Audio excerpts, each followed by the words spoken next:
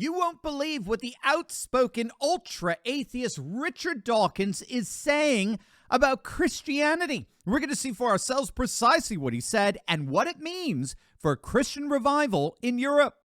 Hey gang, it's me, Dr. Steve, your patron professor, here to help you stay sane during these insane times. So make sure to smack that bell and subscribe button and let's dive right in. I'm sure most of you are familiar with the highly outspoken atheist Richard Dawkins. Dawkins has been considered one of the leading voices of the so-called new atheist movement, which, despite its marketing successes with the number of best-selling books and fawning media coverage, nevertheless represented a notoriously underwhelming, if not frankly incoherent, atheism. The new atheist fell way short of the hard-hitting moral atheism of Friedrich Nietzsche, for example, like we see in his work, Thus Spake Zarathustra. Dawkins, along with the late Christopher Hitchens and Sam Harris, they represented, frankly, embarrassingly inept atheism. Their arguments were intellectually and morally lazy. They were shockingly unexceptional, which again is surprising, especially in light of what someone like Nietzsche put forward just a century ago.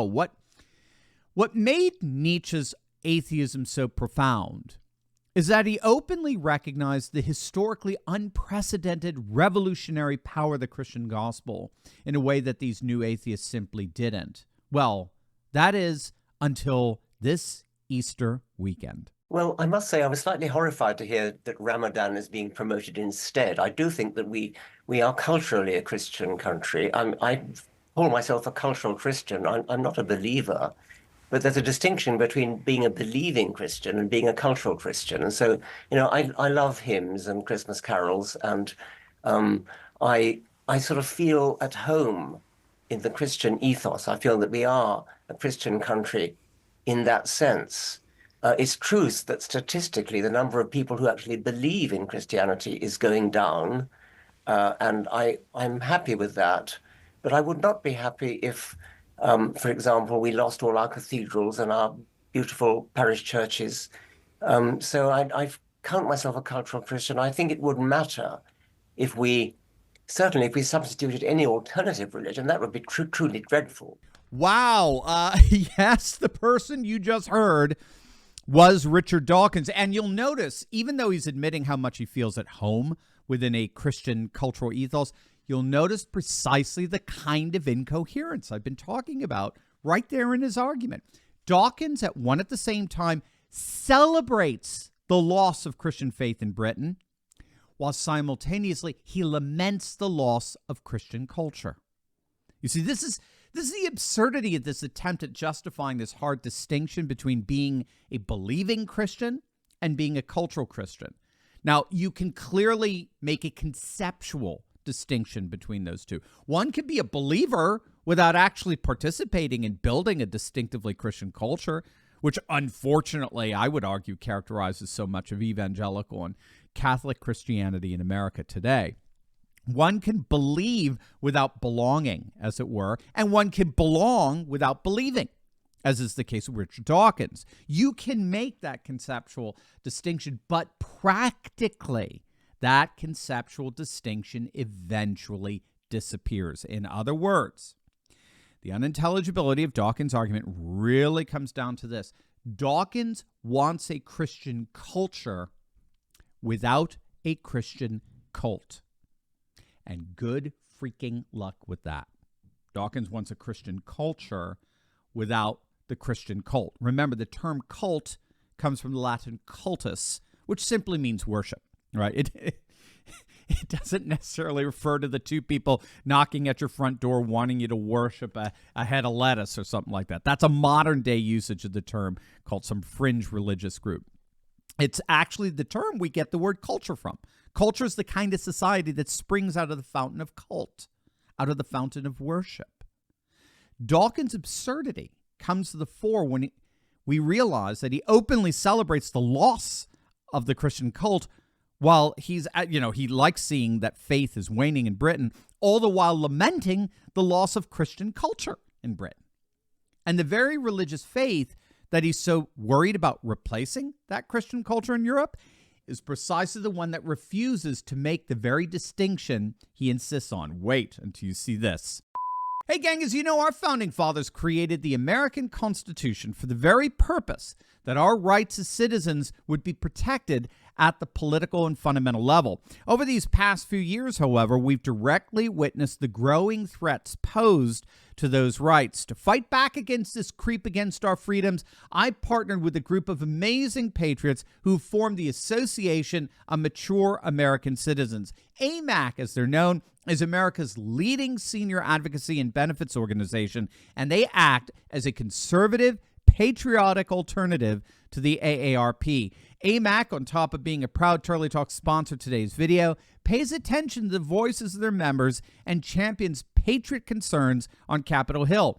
AMAC provides its members with top-notch insurance and travel benefits, as well as numerous other services, all without the big government agenda of the AARP. Just click on that link below to join today. Membership is extremely affordable and provides you with superior benefits and a community of over 2 million members just like you who are dedicated to preserving our traditional American values. Between Biden's stagflation, the open border, and the disastrous situation brewing overseas, it's safe to say mainstream Washington advocacy groups are not putting your interests first. But click on that link below and you can help bring that travesty to an end. Join AMAC today and help save our great nation. Click on that link below or visit amac.us/Turley and choose the right plan for you and, most importantly, for our nation. Well, which brings me to my supplementary point, which is that, as we know, church attendance is plummeting, but the erection of mosques across Europe, I think 6,000 are under construction, and there are many more, are being planned. So do you regard that as a problem? Do you think that matters? Yes, I do, really. I mean, I might choose my words carefully. I mean, if I had to choose between Christianity and Islam, I choose Christianity every single time. I mean, it seems to me to be a fundamentally decent religion in a way that I think Islam is not. I think you're going to have to explain why you say that, Professor Dawkins. Why is Islam fundamentally not decent like Christianity? Yes, I mean, the way women are treated. I mean, Christianity is not great about that. It's had its problems with female vicars and female bishops and things. But there's an active hostility to women, which is promoted, I think, by the holy books of Islam. I'm not talking about individual Muslims, who, of course, are quite different. But the doctrines of Islam, the Hadith and the Quran, is fundamentally hostile to women, hostile to gays, and I find that I like to live in a culturally Christian country, although I do not believe a single word of the Christian faith. So there you have it. I mean, Dawkins appears rather oblivious as to why Islam is making such cultural headway throughout the continent of Europe, right? The very fact that Islamic culture is manifesting itself in Europe through the erection of minarets and mosques is evidence that that hard distinction that Dawkins insists upon between cult and culture does not exist among Islamists. And herein lies the key as to whether Christian civilization in Europe can still be saved. How do we rescue that connection between cult and culture, even as faith appears to be waning among Europe's indigenous population? Interestingly, scholars have noted that that rescue is actually happening. The Christian religion is actually making a huge comeback in Britain and Europe as a whole, and not just in terms of personal piety. Christianity is playing a significant role in the politics, if you can believe it, in the politics of some of the most secular and secularized nations in Europe. Nations like France, the Netherlands, and Hungary all have seen the rise of successful populist movements and parties that have drawn on the power of the Christian religion to define national, civilizational culture and identity. In France, for example, Marine Le Pen of National Rally is openly declaring and celebrating France as a Christian nation. and openly decries Islam as incompatible with French values. And this appears to be the key ingredient that Dawkins is both exemplifying in terms of his pro-Christian sentiments, all the while missing in terms of his intellectual inconsistencies. Europe is indeed seeing the rise of what scholars call Christian civilizationalism, a civilizationalism that's not necessarily connected with religious belief and practice, but is most certainly connected with religious identity. In other words, identity, religious identity, is more and more defining the boundaries of civilizations for Europe, and its growing hostility to religions such as Islam. All throughout Europe, Christianity is rising to a political and cultural preeminence not seen in nearly a century. A reemergence considered by more and more people as essential for the recovery of a distinctively European culture and politics. More and more politicians and civic leaders are openly declaring that Christianity is the defining characteristic of Western civilization, and only a robust defense of Christian culture is going to preserve that civilization from extinction. And that preeminence, even in the most secularized parts of Europe, is once again placing Christianity and Christian identity right smack in the middle of the public square. And that Christian chorus is ironically now redefining secularism and secular norms in light of the preeminence of Christianity rather than the other way around. And astonishingly, even the world's staunchest atheist is now joining the choir.